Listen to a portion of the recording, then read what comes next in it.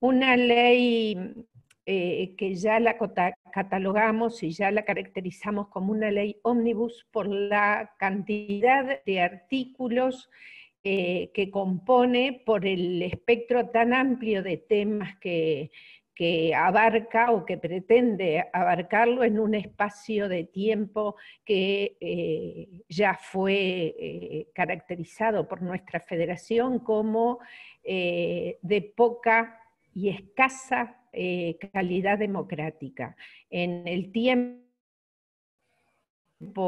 elaboración y tiempo de discusión en cuanto a organizaciones sociales y sindicales que tenemos, entendemos que tenemos mucho para aportar en esto de la construcción de una ciudadanía de un Uruguay que pretende ser abordado y cambiado con hoy 475 artículos, pero claramente le voy a dar la bienvenida a todas y a todos. Veo caras conocidas, caras no tan conocidas, pero sí muy queridas otras.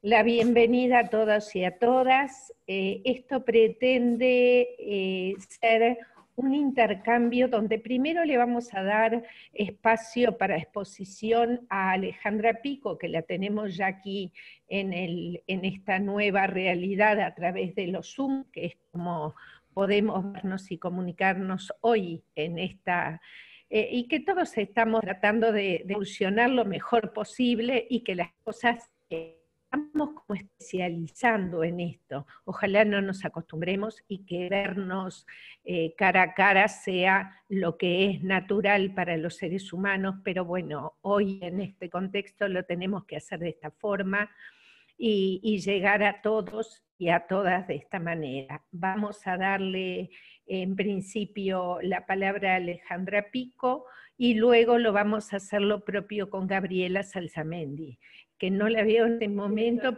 sí, sé que está, pero no la veo. Hola Gaby, ahí sí te vi.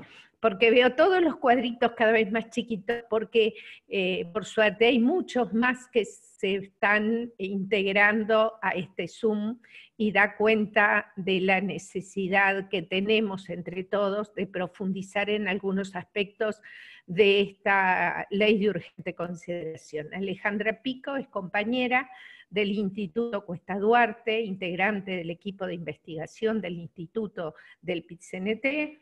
Ya hemos estado participando en varias instancias con Alejandra. Lo que hace Alejandra es tomar el resumen de las comisiones que han ido trabajando distintos aspectos de la ley, y bueno, cualquier cosa Alejandra me corregí si no es así, pero ella va a tomarse el tiempo que necesite para hacer una visión general y la profundización en aquellos aspectos que considere sustanciales en cuanto a esta ley que ha sufrido algunas modificaciones mínimas, pero lo ha sido, y bueno, ella es la persona que va a hacer ese análisis y compartirlo con nosotros. Si hay preguntas, vamos a utilizar el chat. A través del chat podemos ir dejando las preguntas allí, los compañeros que van a exponer, las compañeras que van a exponer, pueden ir leyendo y deciden si contestarle en el momento, después que termine la exposición. Esto es dinámico y estamos entre compañeros, por lo cual nada de protocolos. Gabriela Salsamendi va a tomar la palabra en segundo término. Ella se va a referir básicamente al capítulo de educación, es compañera integrante de la Federación Uruguaya del Magisterio, y bueno, le damos la bienvenida a ambas, y te dejamos, Alejandra, y te agradecemos a ambas también el poder intercambiar en esta instancia aspectos tan relevantes de lo que es esta ley de urgente consideración, que hoy ya están diputados luego de la aprobación en el Senado, y que los días pasan rapidísimo para una profundización y discusión de aquellos aspectos que hemos elegido como título o titular de este encuentro, que tiene que ver con las urgencias están en otro lado y los peligros de la pérdida de derechos están claramente establecidos en esta ley de urgente consideración. Alejandra, bienvenida y buenas tardes. Buenas tardes, gracias, Elvia. Como les comentaba Elvia, yo trabajo en el equipo de investigación y asesoramiento económico de la central, y bueno, nosotros estuvimos trabajando en este proyecto de ley de urgente consideración, que ya tuvo varios cambios, desde un inicio, cuando se había presentado a los partidos políticos, a la opinión pública, luego en la versión que ingresó al Senado, y justamente hoy la central, de ahí venimos, así que agradezco la informalidad de este ámbito, porque la verdad que fue escaso el tiempo para poder preparar algo, pero hoy la central tuvo el espacio para comentar el proyecto de ley que ingresó justamente a diputados después de los cambios que había tenido en el Senado. Y antes de empezar a comentar propiamente sobre la ley, que como les decía Elvia, nosotros lo que hicimos en la central fue desmenuzar la ley, que abarca una cantidad de temas, que ingresó con más de 500 artículos al Senado, hoy está en 475, desmenuzarlo un poco siguiendo la propia lógica que tenía la ley en unidades temáticas, y bueno, a partir de ahí tratar de encontrar también algunas líneas conductoras que veíamos que se repetían en la ley en las distintas temas que abordaba.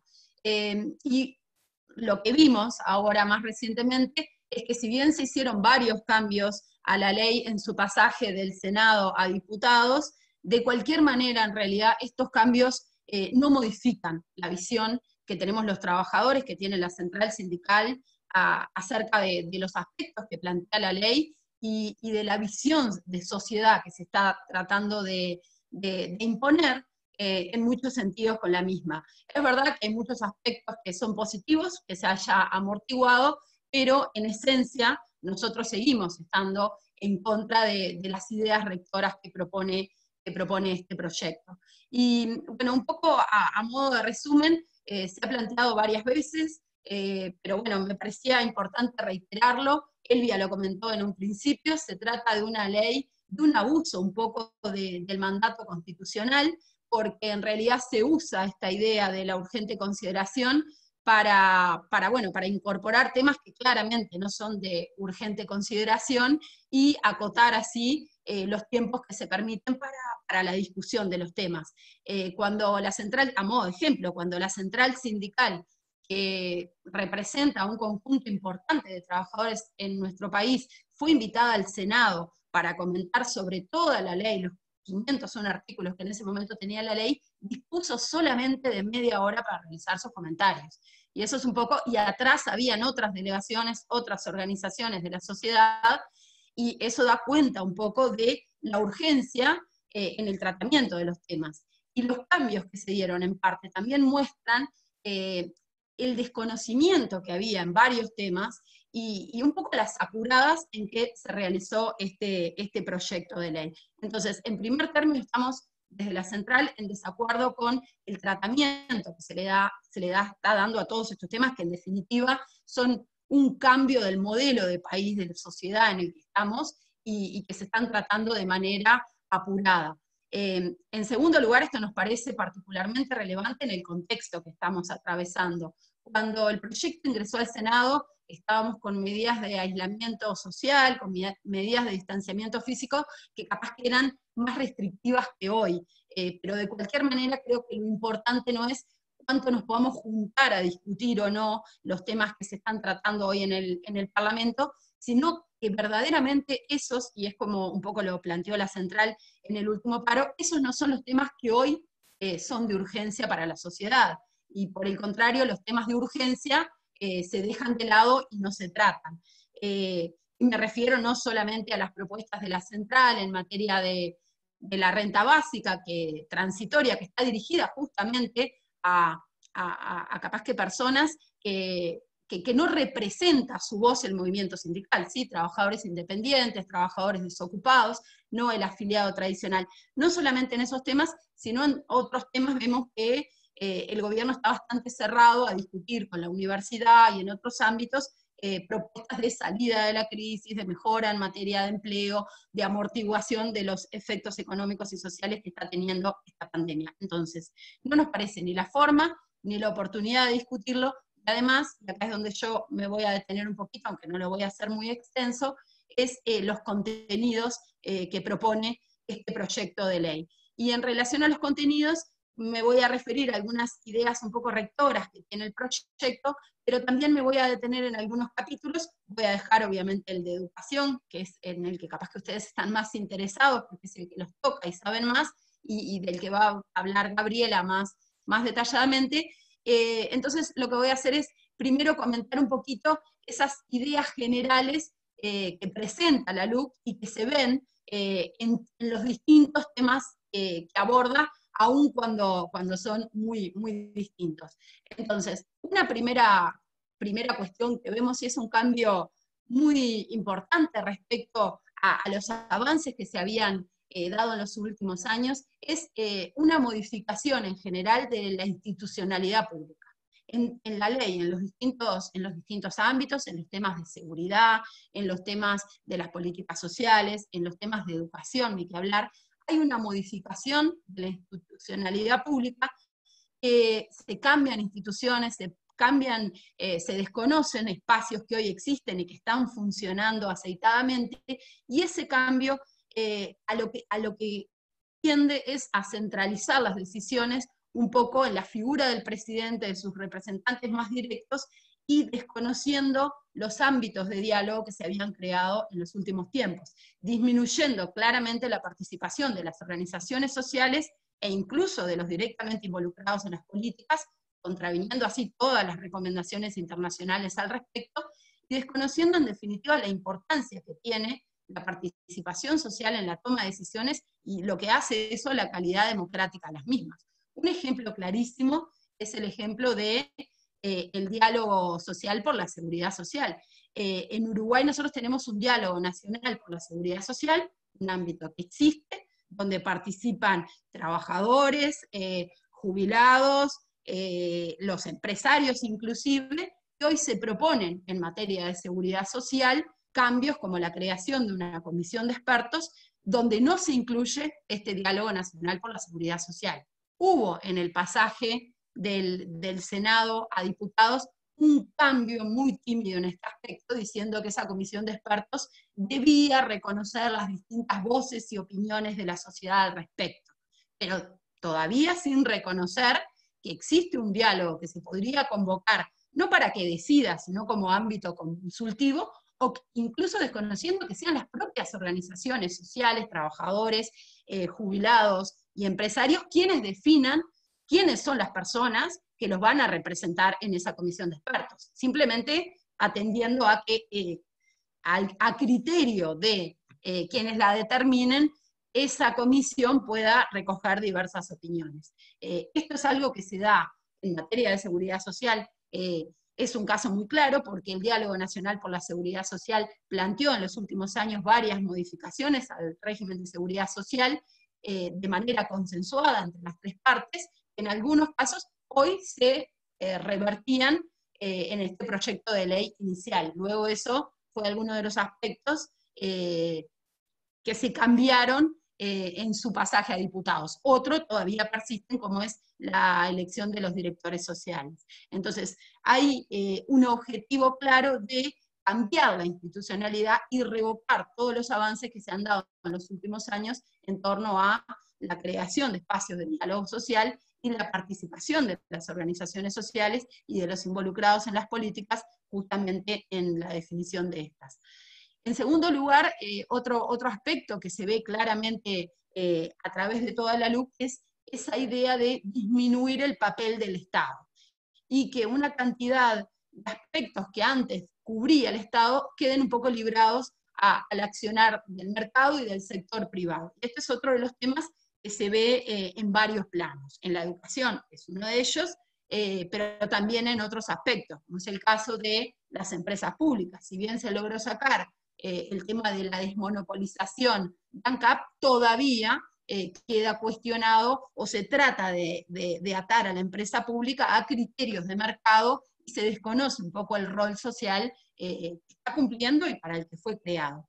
Y esto en realidad, además, es otro de los aspectos que se ve en la ley, que va en contra de las tendencias internacionales, y es paradójico en estos momentos, donde el rol del Estado está mostrando ser fundamental para atravesar las crisis, y donde se ve que los países que mejor están preparados para paliar las consecuencias, básicamente económicas y sociales de la crisis, son aquellos países que tienen estados más fuertes, con políticas sociales ya constituidas y que es mucho más fácil de desplegar que en aquellos países donde no tenían nada.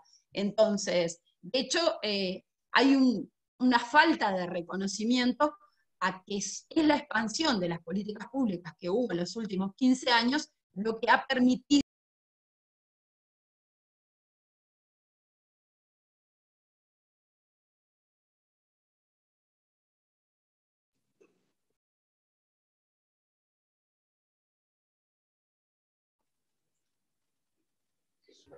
No se escucha, no se escucha. Se cortó, Alejandra, el audio. Alejandra está silenciada. Hola, yo las escucho. Me decía que yo me había silenciado, me pareció que no lo había hecho. Perdón.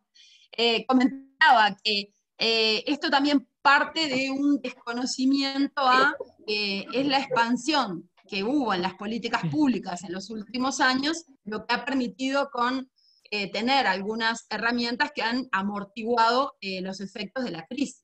Y ponía el ejemplo del seguro de desempleo. El seguro de desempleo que hoy tenemos en Uruguay fue reformulado posteriormente a la crisis de 2002, y el objetivo de su reformulación era ampliarlo a otros sectores de la sociedad que antes no tenían esa cobertura, como es el servicio doméstico, o que por las restricciones que tenía no lo podían usar, como los trabajadores rurales, y hoy nos estamos amparando en eso para paliar un poco las consecuencias de la crisis. Entonces hay un desconocimiento de todo eso, y hay justamente esa cosa que a veces se dice simplificada, pero es bastante ejemplificante de una vuelta un poco a ciertas políticas de los 90 de desconocer que a nivel internacional hoy hay cierto consenso en la importancia que tiene el rol del Estado en diversos aspectos de la economía y de la sociedad.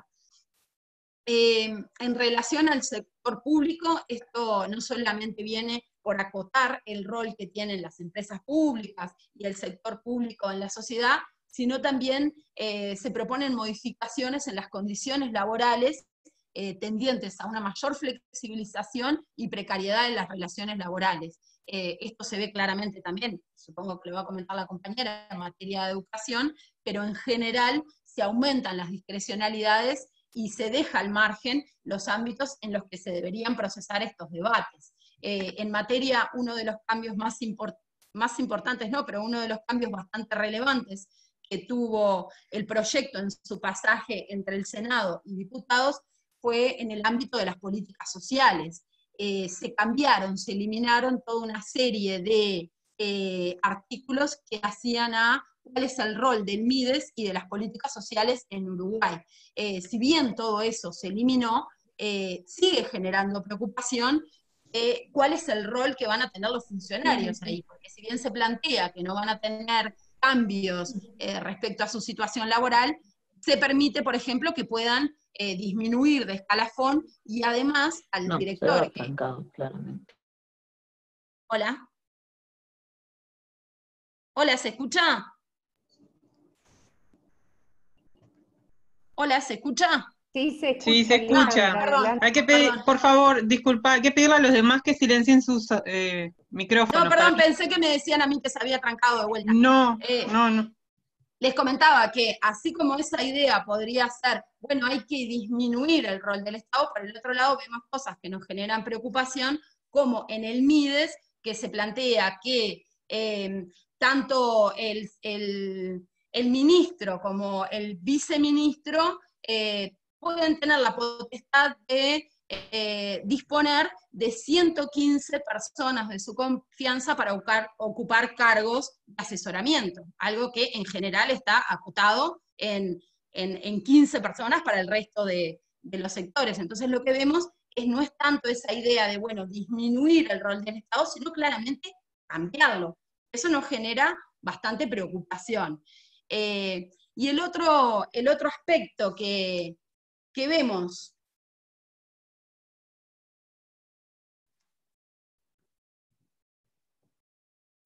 a lo largo de todo el proyecto, como les decía, es esa profundización en la flexibilización laboral y el desconocimiento de los ámbitos que hoy existen para, en todo caso, canalizar esas modificaciones, como es los ámbitos de negociación colectiva que existen en el sector público. Yendo más específicamente al proyecto, yo les quería comentar un poco sobre la parte de seguridad. Es una parte bien importante del proyecto. Las modificaciones que se hicieron entre el pasaje del Senado a diputados en este plano fueron muy menores. Es un proyecto que tiene claramente una idea de control de la seguridad social a partir del aumento de las penas. Se aumentan fuertemente las penas, se crean nuevos delitos, se modifican delitos que ya existían. Esto no solamente a nivel internacional, hay un consenso importante de que no genera una mejora, no lo ha generado a nivel internacional, una mejora en los temas de seguridad, sino que además nos preocupa verdaderamente cuando miramos la realidad carcelaria uruguaya, una realidad donde ya está desbordada, y aumentar las penas, así como otros cambios que se producen, que es limitar, por ejemplo, la libertad vigilada o las penas alternativas a la prisión, o limitar las penas alternativas a la prisión o la libertad vigilada para algunos delitos que son coincidentemente donde hay más prevalencia entre la población carcelaria en Uruguay. Lo que terminan haciendo, en definitiva, es aumentando muchísimo esa población carcelaria, disminuyendo las posibilidades de que las cárceles sean lugares de reinserción, y también dando señales desde la política pública de que la reinserción no es posible para algunos delitos, porque se imposibilita para algunos delitos como la rapiña agravada, las posibilidades de acceder a la libertad anticipada. Entonces me parece que la parte de seguridad es una parte que plantea unas ideas que no compartimos claramente desde el movimiento sindical. También en aras en esa idea de, bueno, darle más garantías y proteger a la policía, se aumenta bastante la discrecionalidad de la policía, y eso nos parece particularmente preocupante. No quedan delimitados su accionar en una cantidad de aspectos, y nosotros lo vemos, lo que está pasando hoy en Estados Unidos no está muy ajeno a eso. La libertad de acción de la policía, y dejar el criterio librado a una racionalidad que no se sabe cómo va a operar, nos parece que que va a tener consecuencias bastante duras. Esa idea del gatillo fácil que está prevaleciendo un poco en la región también nos parece que es bastante preocupante. Y por último, en materia de seguridad, también se plantean cosas que son un poco inoperativas, como el hecho de condicionar las salidas transitorias a la utilización de cocheras, cuando hoy se sabe que no existe la suficiente cantidad para ya atender a la demanda que hay. Entonces, también hay un cierto desconocimiento, quienes saben más que yo de temas jurídicos, lo que plantean es que si bien era necesario algunos de los cambios en función de la nueva modalidad de delitos, los medios de comunicación y una cantidad de cambios que se han dado en la sociedad, estos cambios además se dan de manera muy desordenada y modifican un poco todo un código penal que se había discutido hace poco, que había sido votado con la mayoría y todos los partidos políticos lo habían acompañado, en aras de cambios que no se tiene claro hacia dónde van a ir. Entonces, lo de seguridad, que ocupa una parte muy importante, 117 artículos ahora de los 475 del proyecto son de este tema, con ideas que claramente no compartimos, y donde en realidad tuvo escasas modificaciones. En relación a los aspectos económicos, me voy a detener solamente en dos cositas. Por un lado, la regla fiscal que se plantea. La regla fiscal que se plantea es una regla que, en primer lugar, es muy discrecional. que hay muchas cuestiones que no están claras, quedan libradas a decisiones del Poder Ejecutivo en última instancia. La Universidad de la República ha presentado críticas importantes a la implementación de esta regla fiscal, y hoy por hoy, de vuelta, esta regla fiscal parece inadecuada para la realidad de Uruguay. Nos preguntamos si no nos estamos atando con reglas rígidas que parecen como muy objetivas en un contexto en que no deberíamos estar caminando en ese sentido. Y la justificación, en todo caso, por ahí podría venir por el lado del déficit y las cuentas públicas, pero ese control del déficit está sumamente enfocado solamente en el gasto público, y eso mismo fundamenta después el disminuir el rol del Estado, el disminuir la cantidad de funcionarios públicos, cuando en realidad se sabe que el déficit fiscal se compone tanto de los ingresos que le entran al Estado como del gasto público. Y si uno controla el gasto público, pero no hace nada por la sostenibilidad de los ingresos, no va a mejorar de manera sustancial lo que sucede con el déficit fiscal. Y lo que vemos es que desde el punto de vista de los ingresos del Estado, no se mencionan en toda la ley, y en los casos en que se podrían ver afectados negativamente. Por ejemplo, a partir de la evasión, que podría aumentar con los cambios que se están dando en la ley de inclusión financiera, que en definitiva permiten que una cantidad de transacciones a montos muy elevados se hagan en efectivo y no haya un contralor, y por lo tanto habilitan en definitiva la evasión. Entonces, eso con respecto a la regla fiscal. Y la otra cosa de la parte más de economía que me interesaba comentar, y voy a ir cerrando, no se preocupen, es sobre los cambios que se dan en la ley de inclusión financiera. De vuelta, creo que acá los cambios que se están proponiendo en la idea de libertad financiera sobre la ley de inclusión financiera son en primer lugar cambios que nadie puede explicar claramente por qué se dan. Nadie puede explicar claramente cuál es el beneficio que transacciones de hasta 1 millón de unidades indexadas, aproximadamente $100.000, se tengan o se posibilite que se den en efectivo. No se entiende cuál es el beneficio. Yo sinceramente no lo entendí en ninguna explicación, y sin embargo es claro el perjuicio que eso nos puede traer, empezando por la evasión, siguiendo por ir en contra de toda la normativa internacional, de toda la transparencia y de todas las posibilidades adicionales de contralor que permite que el Estado sepa, que la regulación sepa dónde se están dando, quiénes están dando esas transacciones. Entonces, en ese sentido me parece que hay poca explicación de a qué apuntan esas modificaciones, y lo mismo sucede en montos mucho más chicos y en lo que hace a la obligatoriedad de los pagos salariales a partir de medios electrónicos. Y en este punto solamente comentar que eso, si bien estamos hablando de montos mucho más chicos, nos parece muy negativo, nos parece que está vulnerando en definitiva derechos que fueron conseguidos por los trabajadores. De vuelta, no entendemos por dónde vienen esas modificaciones. Poder saber cuánto se le paga a los trabajadores, poder constatar, porque esos pagos se hacen a partir de medios electrónicos, favorece la formalización de la economía, algo que beneficia a todos. Hace poco, en el medio de la pandemia, una cantidad de autoridades salieron a decir que están sorprendidos de que Uruguay tenía un 25% de trabajadores que no aportaban a la seguridad social.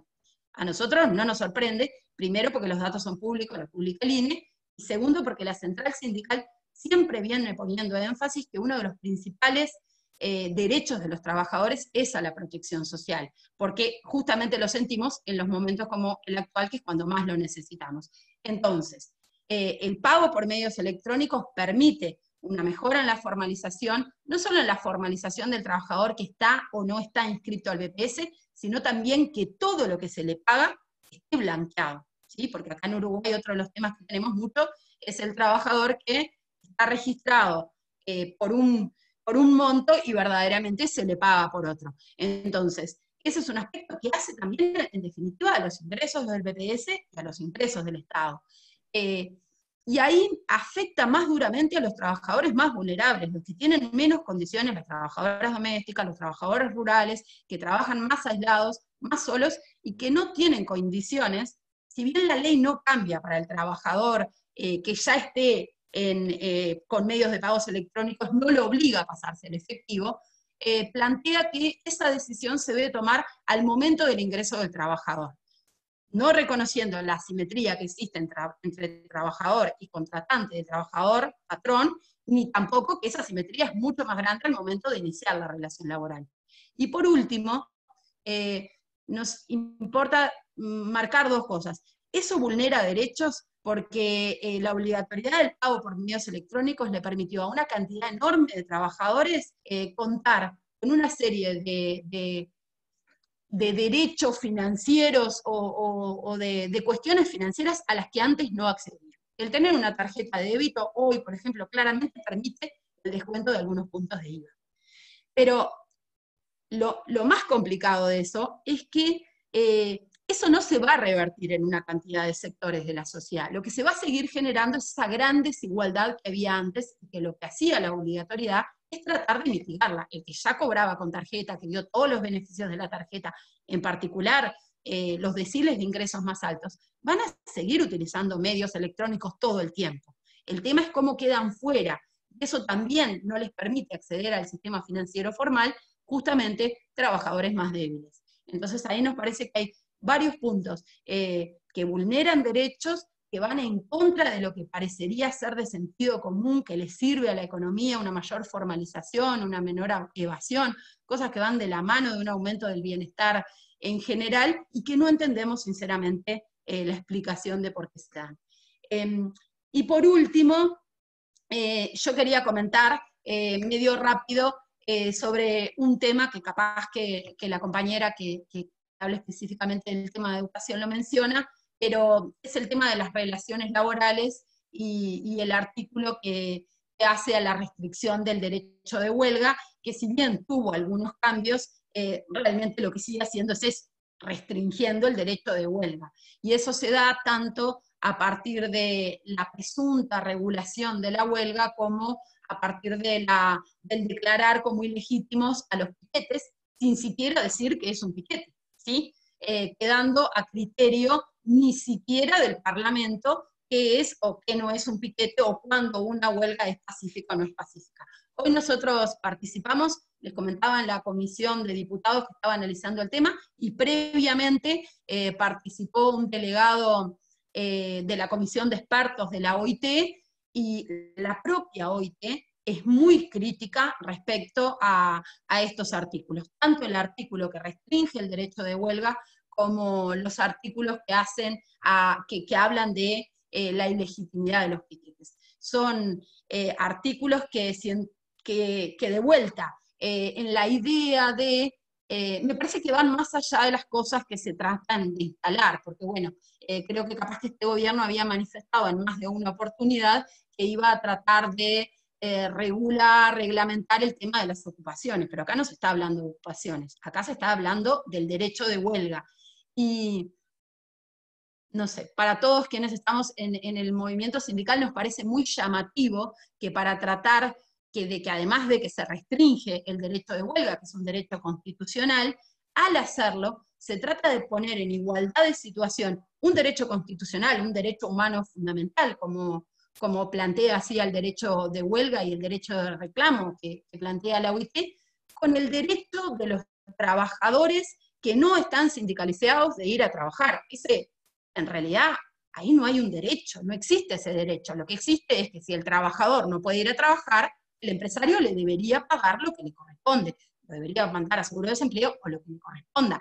Pero no se puede poner en igualdad de derechos el derecho a una huelga con el derecho a quienes no están sindicalizados que puedan ir a trabajar, o el derecho de las direcciones a entrar a un lugar de trabajo. Hoy, asimismo lo planteó la OIT, son derechos que no deberían ser equiparables. Restringir el derecho de huelga nos parece un tema muy complicado, nos parece que se trata de, con este artículo, saldar discusiones que se vienen dando hace mucho tiempo en nuestro país, y además, me parece que es importante señalar que en Uruguay, en la mayoría de los sectores de actividad, en definitiva, eso termina estando regulado a partir de los convenios colectivos. En la mayoría de los convenios colectivos se establecen o cláusulas de paz o cláusulas de salidas de convenios, y se estipula cuáles son todos los pasos que se van dando antes de llegar a una situación de huelga, que es una situación posible en el marco de los distintos conflictos que se dan en la sociedad y de a los que no está ajena la relación capital-trabajo. Entonces, me parece que la reglamentación esa que se trata de hacer de la huelga es muy complicada, me parece que tiene efectos muy complicados, en particular porque se trata de reglamentar un derecho fundamental, y en segundo lugar, porque se deja a manos del Ministerio del Interior y de la policía que determine si una huelga es pacífica, no es pacífica, si un piquete está o no entorpeciendo la libre movilidad, sin siquiera de vuelta dar ningún indicio de cuáles deberían ser los criterios para mirar eso. Nos parece temas bastante complicados, porque en definitiva se sustentan en ideas como la huelga no pacífica, ya partiendo de la base de que la huelga es algo no pacífica, o que atenta contra derechos de otros que son equiparables al que tiene derecho de huelga. Se criminaliza en definitiva lo que se dice, las posibilidades de protestar, y justamente se lo deja librado a criterios que no están establecidos cuáles van a ser, y bueno, y en definitiva librado al pensamiento o a lo que le parece, al parecer del Ministerio del Interior al respecto, sin que hayan pautas claras de cómo se va a regular eso. Eso es un poco las cuestiones que quería compartir. Me quedó un poco desordenado, un poco porque también venía con la euforia del debate en diputados, que la verdad que fue mucho mejor que el espacio y el tiempo que tuvimos en el Senado. Hoy estábamos citados hasta las 4 de la tarde y verdaderamente se dio un intercambio un poco mayor, entonces creo que eso también está bueno plantearlo, que fue algo positivo. No solo se dio titulares, sino que bueno, se le hicieron consultas más precisas a partir de la oposición de la central en varios aspectos, y bueno, la ley es enorme, muchos temas quedaron de lado, creo que hay temas respecto a la vivienda que no se modificaron y que tienen cuestiones bastante importantes, que apuntan a solucionar una emergencia en materia de vivienda por canales que no queda claro cómo se van a solucionar, que privilegia, por ejemplo, en el caso de los alquileres, el tema de los desalojos express, con 30 o 6 días de aviso, privilegia un poco la propiedad privada ante el derecho de los ciudadanos de una vivienda, incluso en el caso de los buenos pagadores. Son temas que quedaron un poco de lado en una ley tan abarcativa y que bueno, pasaron justamente a diputados sin mayores modificaciones, dejando sin cambiar justamente todos estos temas que vemos como más críticos en la ley. Así que yo cerraría por acá. Les pido disculpas sinceramente porque trato de ser un poco más ordenada en las presentaciones, son muchas cosas, pero bueno, quedo abierta a consultas o preguntas que puedan surgir por el chat. Así que los dejo con Gabriela.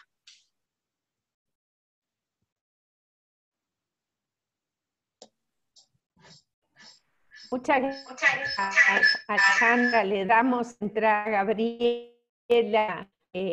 Gaby, adelante. Hola, no sé si me escuchan, estoy con algún problemita de audio. Te escuchamos perfectamente, por lo menos yo te escucho perfectamente desde acá, que también tenemos poca señal. Pero bien, entonces soy yo la que no los escucho a ustedes. Me van a tener que hacer señales por algún lado. Veo moverse las bocas y estoy suponiendo, estaba con un celular tratando de escuchar acá al costado, pero si ustedes me escuchan bien, yo voy a compartir la pantalla y voy a seguir adelante, y bueno, y los leo por el chat y me paran por ahí.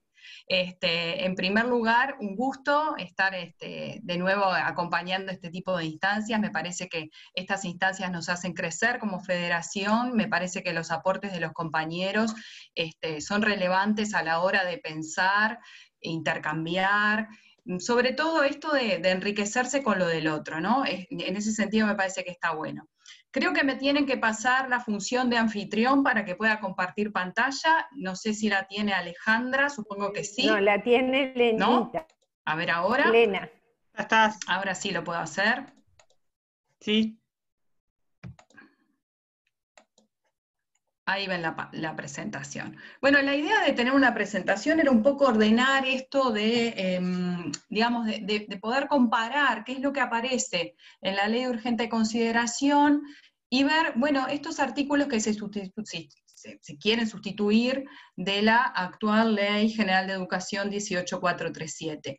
A diferencia de lo que hizo la compañera Alejandra, la idea ahora es centrarnos en el capítulo, en la sección 3, que es la que presenta los cambios que se proponen en educación, y mi presentación va a tener dos partes. Una primera parte en donde me gustaría hablar de algunos aspectos generales, y después voy a poner foco en estos 3 primeros puntos que están allí, que son lo público y la participación, la gobernanza y la autonomía, y el contrato laboral. Recién al final voy a hablar de algunos otros riesgos que no son tan explícitos, pero que sí me parece por lo menos necesario advertirlos en este contexto de, digamos, de informalidad con compañeros tan queridos del otro lado que los veo ahí en los cuadraditos. Así que, en principio, contarles un poco lo que ya dijo Alejandra. La ley de urgente consideración ya fue aprobada en el Senado, tiene en este momento 475 artículos de los 502 originales. La sección 3, que es la que refiere específicamente a educación, introduce 79 artículos. Esto es un cambio sustantivo, una reforma educativa encubierta. Acá hay cosas significativas a la hora de pensar, digamos, la concepción de educación que aparece o que aflora cuando uno analiza de verdad qué es lo que está atrás de estos artículos. Es una modificación importante de la Ley General de Educación, una ley que, como ustedes saben, no fue hecha en el marco de una urgente consideración, ni mucho menos. Fue una construcción colectiva, una construcción que descansa sobre muchos acuerdos, sobre mucho diálogo, al contrario de lo que sucede ahora en este ámbito en donde se pretende discutir una cosa muy, muy grande, muy gorda de peso en poco tiempo, y en este contexto que al principio nos encerraba en casa, pero nos hace conversar también en estas modalidades nuevas. Digamos, en términos de metodología, ustedes saben que yo compartí con muchos de ustedes un primer análisis que hicimos allá por enero cuando surgió y se dio a conocer el proyecto de ley de urgente consideración. Luego vino otro análisis por allá por abril, cuando vimos la ley de urgente consideración, y ahora tenemos este tercer análisis, que es el que tiene que ver con esta ley ya salida del Senado. Entonces, los focos, como dije antes, como para no tener que revisar el articulado entero, van a estar puestos en estos 3 ejes. El primero de ellos, que es el que primero me interesa conversar, tiene que ver con lo público y la participación. Y acá hay mucho para decir, de verdad hay mucho para decir, y voy a tratar de sintetizar y de poner en el eje algunas de las cosas que son más relevantes, pensando sobre todo en esto de los que estamos acá somos personas interesadas en la educación, muchos maestros, muchos profesores, y sobre todo muy defensores de lo que es la escuela pública, la educación pública de Uruguay, que tanto nos enorgullece. Esta ley quita el término de lo público, y esto no es un detalle menor. El término público no es solo un adjetivo que acompaña la palabra educación, o la palabra comisión, o la palabra coordinación, ni la palabra sistema nacional, ¿verdad? No es un adjetivo. Acá atrás hay un concepto, y el concepto de lo público va mucho más allá del adjetivo. Hace a las cuestiones que son de todos. Hace una concepción de la educación como un derecho y no como un servicio, de la educación como un bien público, que no se mercantiliza, que no se privatiza. En ese sentido, solo les voy a mostrar un ejemplo de ello, que es el artículo 183, que antes era el 186 o el 180, porque ahora tuvimos que actualizar los números de los artículos en función de esta última versión, en donde, como ven, lo que cambia es el nombre de Coordinación del Sistema Nacional de Educación Pública a Coordinación del Sistema Nacional de Educación.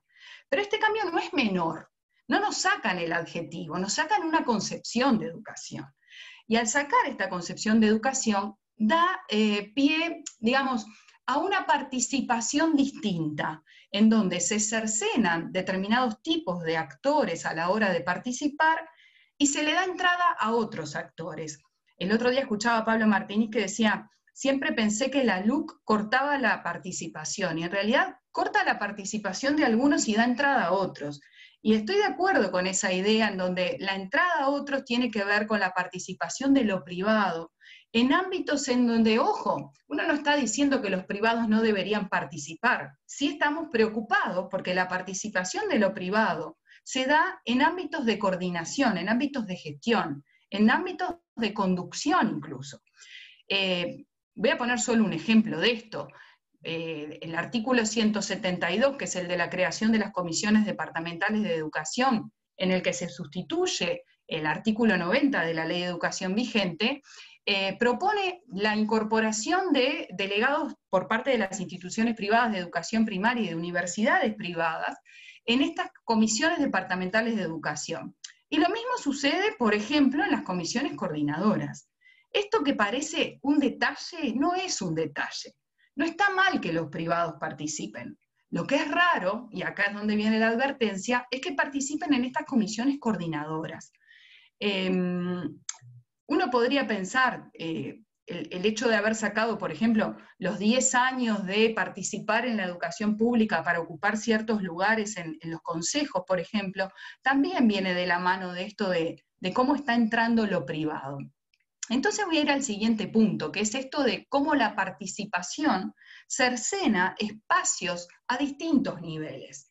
El nivel más, digamos, más grueso a la hora de pensar en dónde estamos perdiendo participación tiene que ver con quitar el tercer miembro de cada consejo y convertir los consejos en subsistemas a modo de dirección general.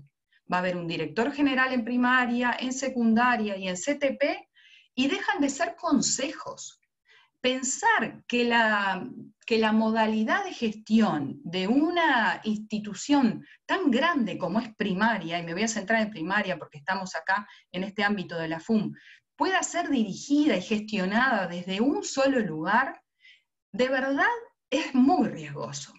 Creo que esto es casi como pensar que todas las sucursales de un país, y estoy tratando de pensar con cabeza de empresarial, que es como la que se viene, ¿no?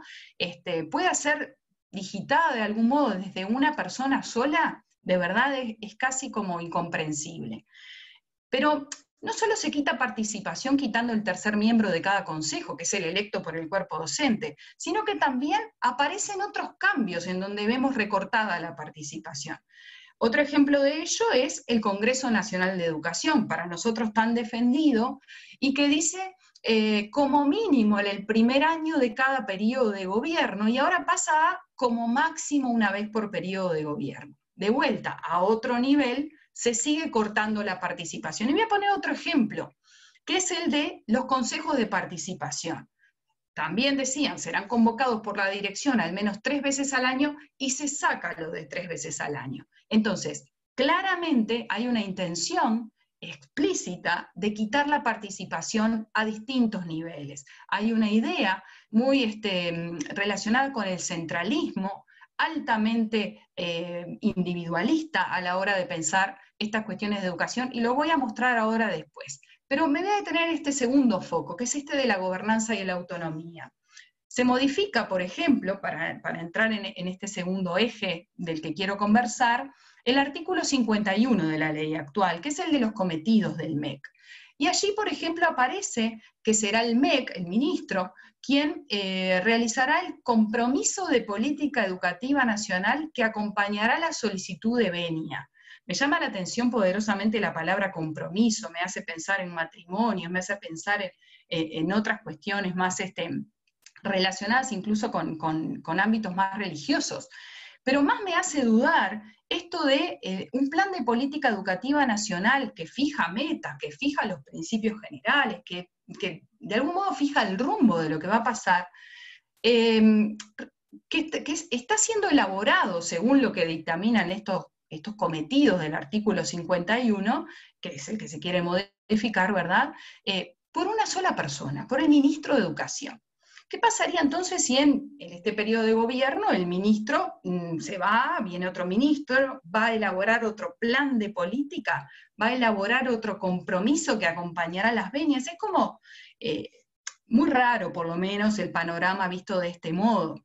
Es verdad que el país, digamos, como uruguayos, adolecemos de un plan de política educativa nacional. Es una de las cosas que se planteó en el último Congreso de Educación. Es decir, al principio de este siglo en la región hubo, digamos, emergieron leyes generales de educación al estilo de la 18437, muchas veces acompañadas de planes nacionales de política educativa, y en Uruguay no lo hicimos, si bien hubo un avance, hubo un aporte realizado, me acuerdo del libro azul, sin embargo no pudimos avanzar en ese sentido, y eso es cierto. No lo vemos de todos modos que el Plan Nacional de Política Educativa Nacional tenga que ser un producto de elaboración unipersonal, ni siquiera acordado, como dice por allí, en coordinación con otras autoridades. Nos parece que un plan verdaderamente de política educativa nacional tiene que partir de grandes acuerdos en donde haya mucha participación, y no es por ese lado que está, digamos, planteado este plan de política educativa nacional que se piensa por acá. Voy a ir a uno más, que me quedo en este eje de gobernanza y autonomía, solo para mostrar cómo en términos de gobernanza también hay un cambio de escenario, hay un rediseño, digamos, de los distintos niveles. Y para mostrar esto voy a mostrar el cambio que se propone en el artículo 63 de la Ley General de Educación 18.437, que dice que uno de los cometidos de los consejos actuales es aprobar los planes de estudio y los programas de asignatura. Sin embargo, en el cambio que se quiere hacer en el artículo 158 de la LUC, dice que sí, elaboran los planes de estudio, pero los presentan al CODICEN para su aprobación. Y no hago así este gesto de señalar para arriba a propósito, porque lo que parece acá es como una superestructura montada de algún modo distinto a como uno se imagina que debería montarse una estructura en educación. Aparece el ministerio como gran regente de educación, abajo aparecen, como en un segundo nivel, el CODICEN. Digo abajo porque el MEC era el que hacía el plan nacional y digamos, el compromiso para las venias del CODICEN, pero a su vez las direcciones generales quedan supeditadas al CODICEN. Entonces, la gobernanza y la autonomía están claramente en riesgo con un esquema de este estilo, en donde la participación está cortada, o por lo menos recortada. Digamos, el diseño de la estructura es como el que estoy mostrando en este momento en pantalla, y esto trae aparejados otros inconvenientes. Y me voy a detener en este otro, que este es como el tercer eje que pongo en foco. Estoy yendo capaz un poco rápido, pero me gustaría, digamos, cerrar con estas tres ideas claras, que es el riesgo que trae aparejado este cambio que aparece en el artículo 193 de la LUC y que refiere al contrato laboral. Digo que es un riesgo porque indudablemente esto nos va a tocar a todos los que somos docentes. Refiere al estatuto del personal docente y no docente. Ustedes saben que en la primera publicación que sale del proyecto de ley de urgente consideración hablaba de 2 estatutos.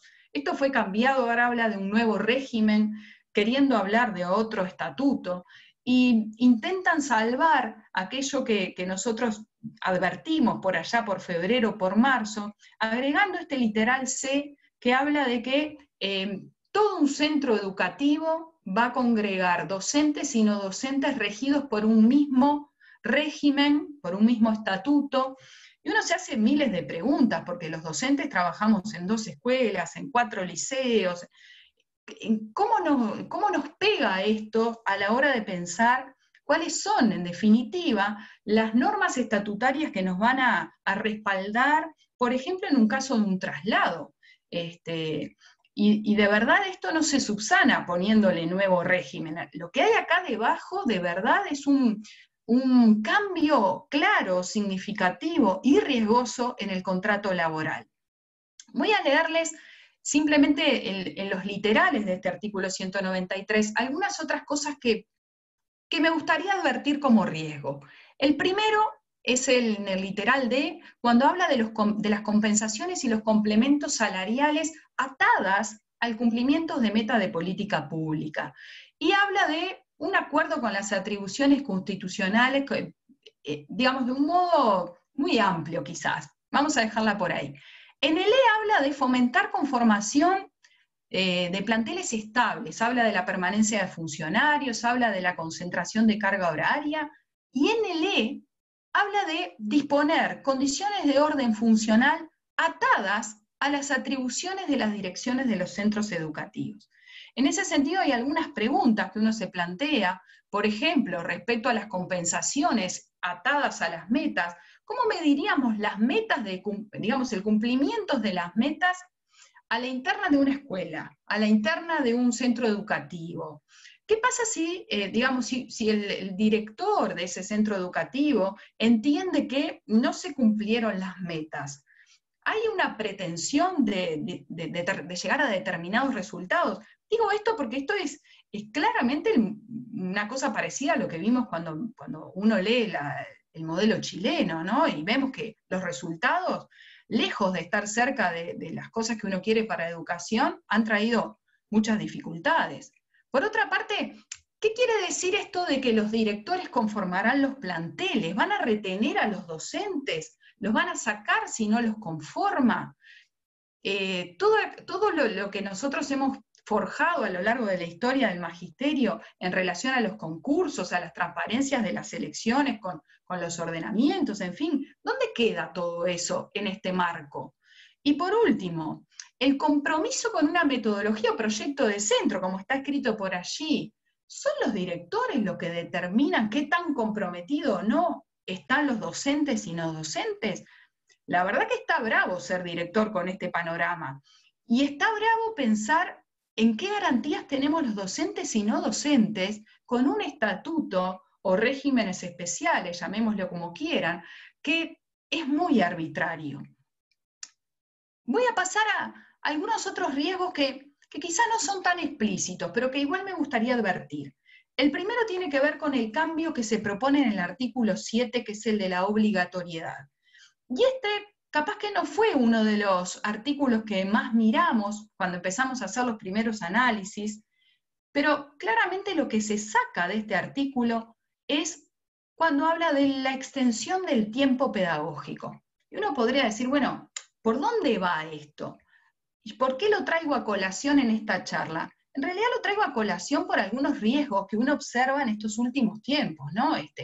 Leer en el diario a Pablo da Silveira o a la directora del Consejo de Educación Inicial y Primaria, Graciela Faveiro, cuestionando el gasto en alimentación, hace pensar, y esto lo saqué de un comunicado que está colgado en la página de Primaria del 5 de agosto del año pasado, en que quizás el recorte que se pretende hacer en los comedores esté atado a la diferencia que se da en el costo anual por alumno en distintas modalidades de escuela. ¿Qué voy con esto? Ahí lo podemos ver en pantalla. El costo anual por alumno en escuelas comunes es de 58.112 pesos, 5 de agosto del 2019, ¿verdad? Y en tiempo completo es de 105.320 pesos. ¿Cuál es la diferencia más grande o dónde, digamos, están algunos de los gastos más grandes en esto? Están en la alimentación. Entonces, vuelvo un poquito para atrás y volvamos a ver este cambio. Cuando uno quita en el artículo 7 la parte de extensión del tiempo pedagógico, ¿no habrá una intención de reorientar el dinero que entra por el impuesto a primaria hacia otros lugares? Es un riesgo. Pero hay otro riesgo que también nos pega de cerca, que es que está en el artículo 171, en donde se quiere sustituir el 85 de la ley de 18.437, y allí aparecen dos cosas que llaman la atención. La primera es promover y apoyar el desarrollo de programas universitarios de formación en educación. No existen en este momento programas universitarios de formación en educación en el ámbito público. Existen en el ámbito privado. Y abajo habla de becas, y dice, las becas de formación en educación, y habla de estudiantes de todo el país que sigan programas universitarios de formación en educación. El sistema de becas que están allí, digamos, montado, no sabemos si se refiere al 1%, que es el que hoy está cursando programas de formación en educación universitarios en el ámbito privado, o si esto implica alguna otra transferencia de recursos públicos a privadas.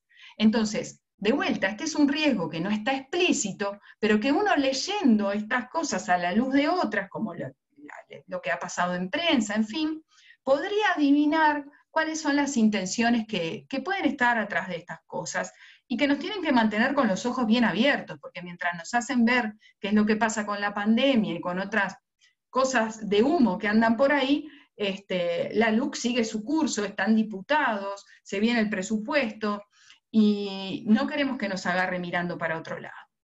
Entonces, como para cerrar esta parte y ponernos a intercambiar y a conversar un rato, claramente la LUC tiene adentro una reforma educativa que está encubierta en una ley de urgencia.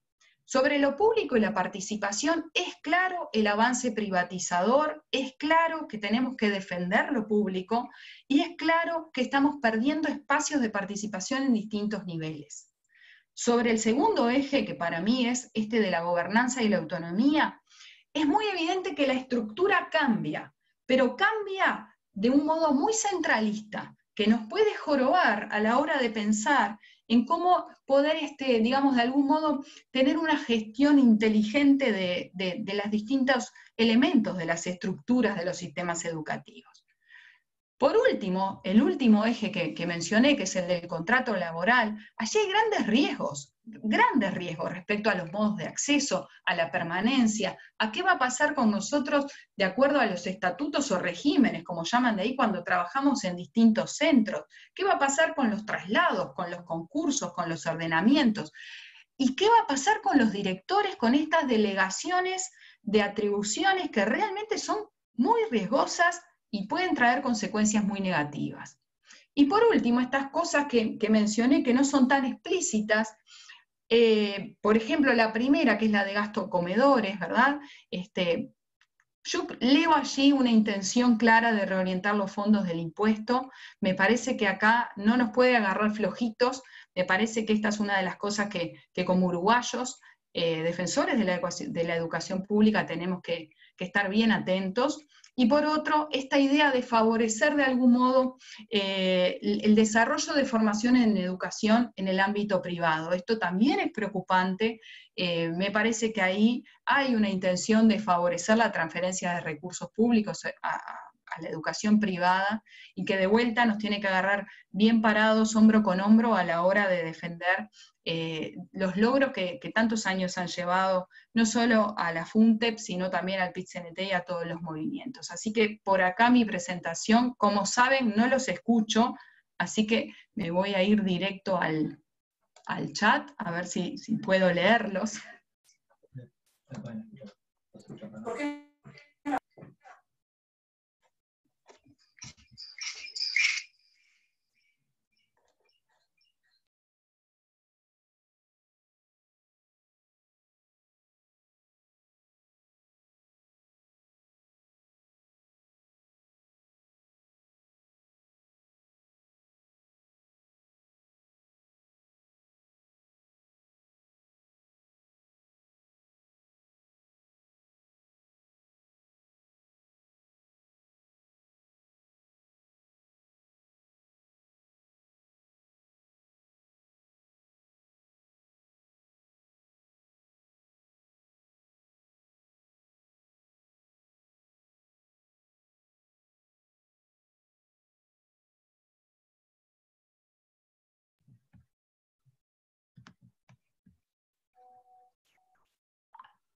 Está habilitado el espacio de preguntas. Yo calculo que desde Elvia está sin conexión, porque estaban complicados con la conexión.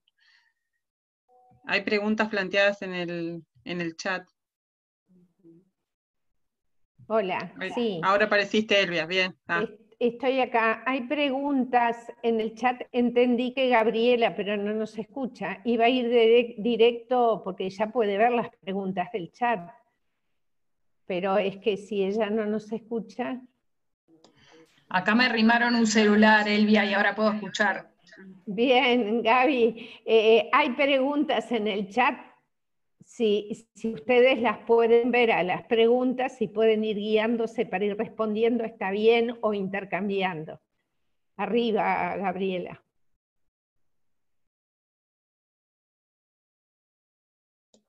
Bien, sí, estoy leyendo acá algunas de las preguntas que están llegando. En realidad, Tere Rey decía, todo a costa de la alimentación de los niños y niñas, y si te niegas como director efectivo a cumplir con esos cometidos, ¿te van a destituir? Bueno, a estas preguntas claramente no tengo respuesta, pero sí me parece que son esas cosas en donde, de vuelta, insisto con esto de no nos pueden agarrar flojitos, porque acá es donde están de verdad los riesgos de pensar en cómo en esta ley de urgente consideración aparecen cosas que son muy riesgosas. De verdad, esto que dice Tere, de como director efectivo te negás a cumplir y que te van a destituir, es una pregunta legítima que hace la compañera en función de algo que aparece en la ley de urgente consideración que nos preocupa a todos. ¿Hay alguna pregunta para Alejandra también? No sé, Alejandra, si vos estás por ahí.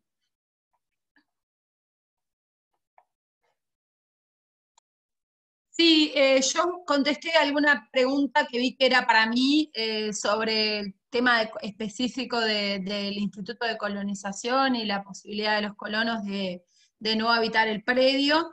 La contesté también por el chat, no vi ninguna otra. Nosotros, solamente para compartir, desde la central y los compañeros de educación habían participado obviamente en esa área, y bueno, sí, todas las cosas que planteaba Gabriela nos generaban muchísima preocupación de, bueno, un poco el rumbo que iban a terminar tomando.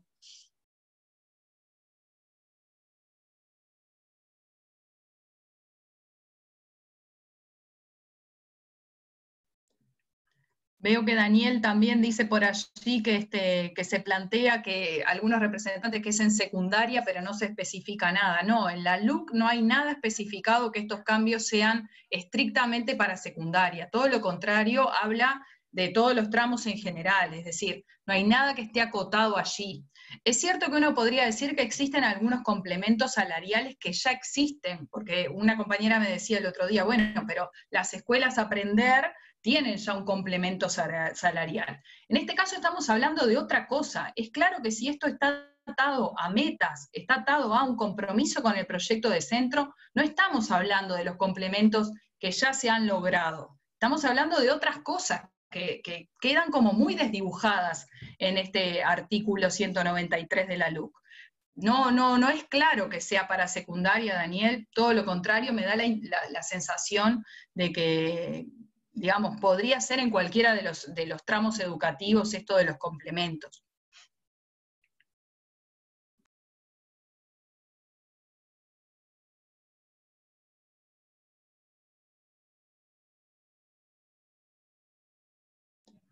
Sí, leo acá, Víctor, que dice esto de cómo nos debe preocupar esto del concepto de lo público. Y sí, me gustaría volver un poquito sobre esto porque es cierto que quitar lo de lo público no es un detalle, no es quitar un adjetivo. Quitarlo de lo público es quitar un concepto, es quitar una concepción de educación que para nosotros es un derecho y no es un servicio, y no se mercantiliza y no se privatiza. Entonces, quitar el concepto de lo público va mucho más allá de quitar un adjetivo, no es eso. Aparece además esto de lo público relacionado, por ejemplo, con el Sistema Nacional de Educación Pública, que para nosotros había sido, digamos, un gran logro que respaldaba toda la estructura y que se desmonta en esta en esta ley de urgente consideración. Hay una pregunta que es para vos, Ale, supongo, que es la de las áreas protegidas. Digo que supongo porque seguro que no es de educación, aunque es cierto que nos preocupa a todos también, así que esa te la paso. Sí, y verdaderamente la voy a quedar viviendo porque en verdad es un tema que más allá de cuestiones bueno, que yo me haya interiorizado por ahí, lamentablemente en la central no lo incorporamos entre los temas de análisis, y la verdad que no tengo una posición desde acá trabajada sobre eso. Estaba viendo, sí, la consulta.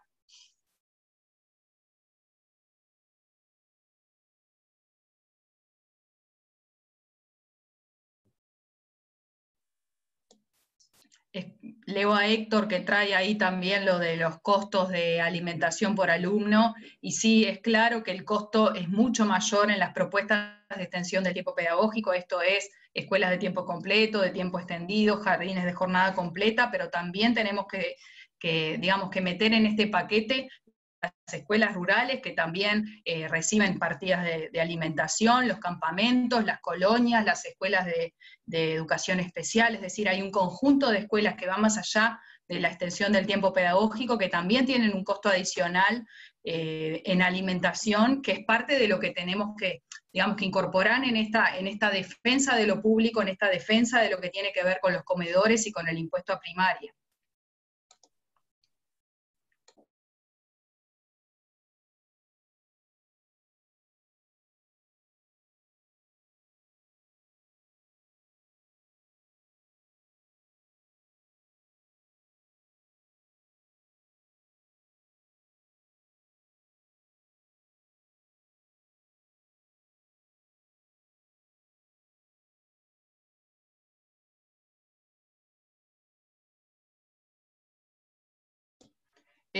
Voy a leer también de los comentarios del chat.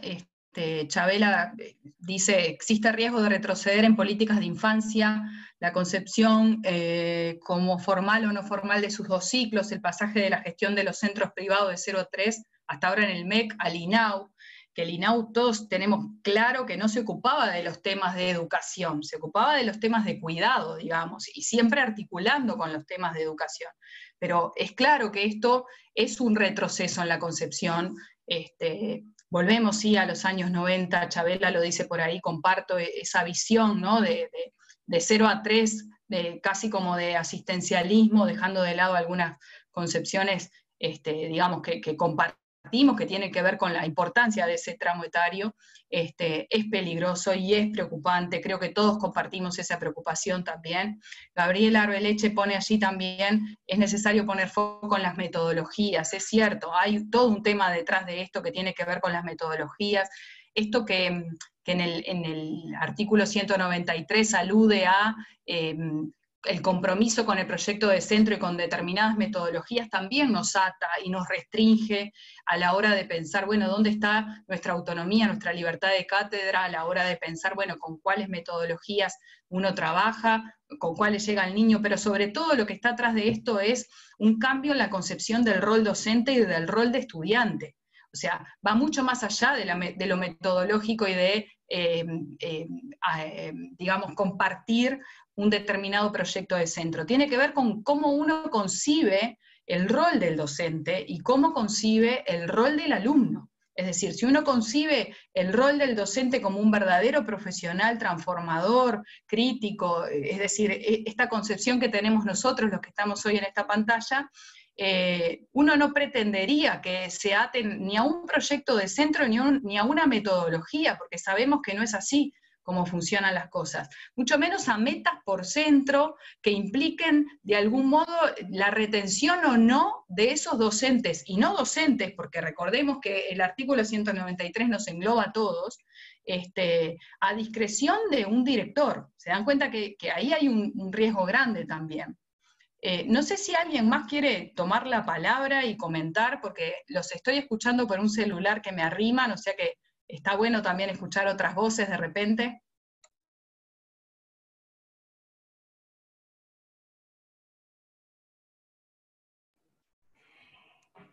Hace unos instantes Gabriela decía que no nos agarre dormidos. Claramente no nos va a agarrar dormidos.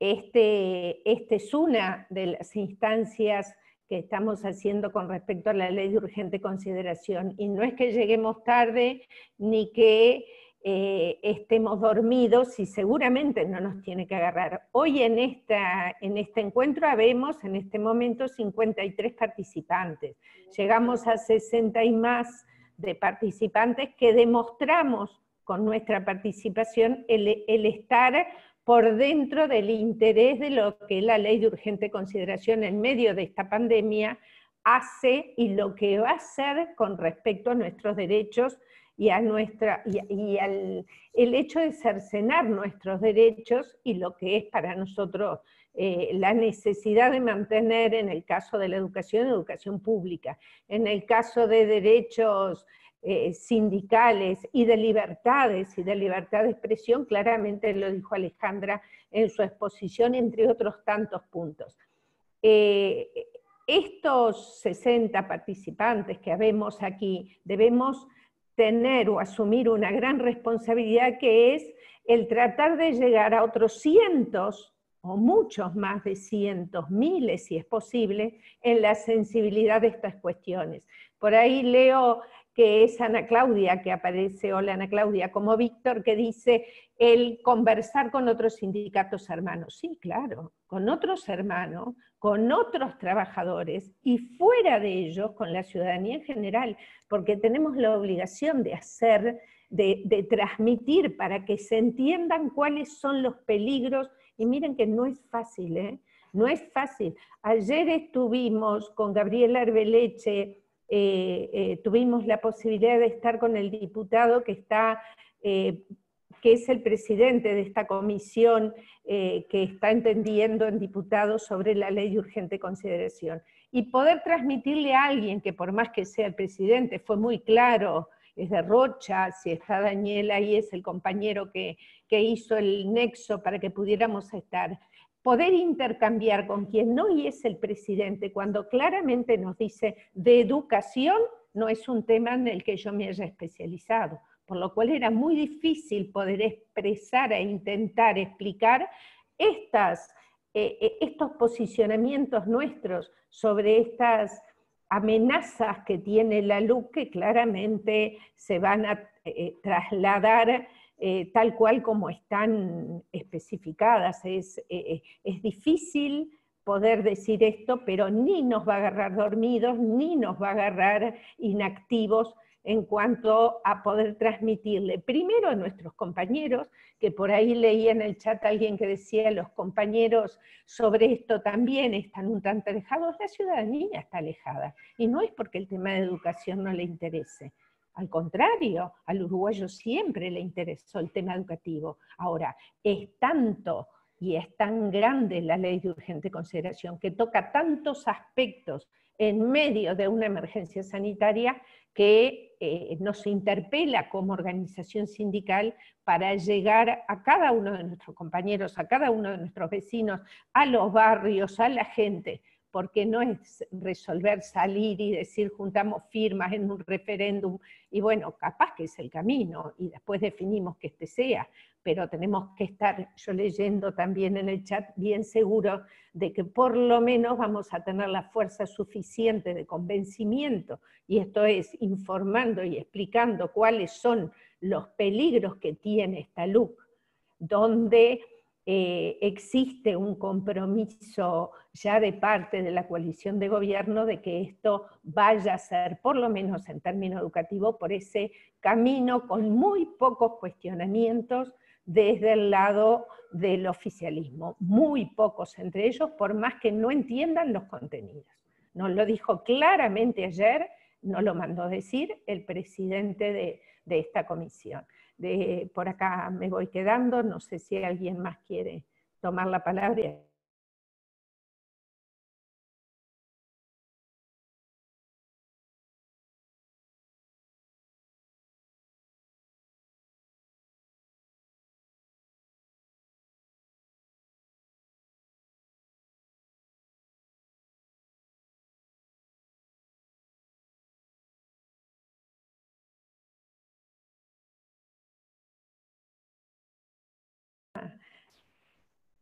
Bueno, compañeros y compañeros, ¿qué nos resta en esta oportunidad, en este primer acercamiento? Agradecerle a Alejandra, agradecerle enormemente también a la compañera Gabriela, a cada uno y a cada una de las que estuvimos participando, y nos vamos con tareas domiciliarias, como corresponde a los maestros, ¿no?